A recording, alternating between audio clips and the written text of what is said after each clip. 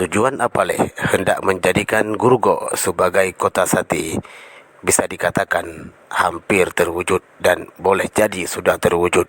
Sate Grogol sudah dikenal bukan cuma di daerah, bahkan di luar daerah. Saksikan interview Apaleh dengan Bapak Nasir Jamil, DPR RI Aceh. Dulu tadi kan Apaleh sampaikan bahwa cita-cita beliau ada 3. Satu di antara ingin mewujudkan Grogol ini menjadi kota sate lah. Oleh karena itu kan doa harapan gonya bisa terwujud kota sate. Jadi Grogol itu kota sate. Sate Apaleh ini merupakan kuliner cita rasa yang sangat sedap sehingga membuat Anda selalu ingin kembali untuk menyantapnya lagi.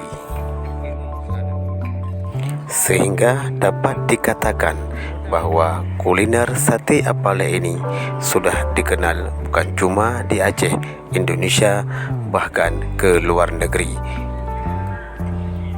Hal ini dikarenakan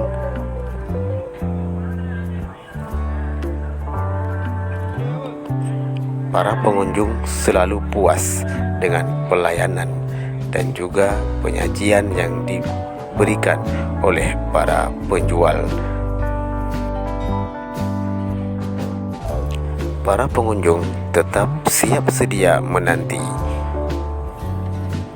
dan tersenyum simpul walaupun dalam waktu yang sedikit lama kuliner sate Apaleh disajikan di hadapan mereka. Hal itu karena sate Apaleh memang bereh dan mantap untuk dinikmati selama-lamanya.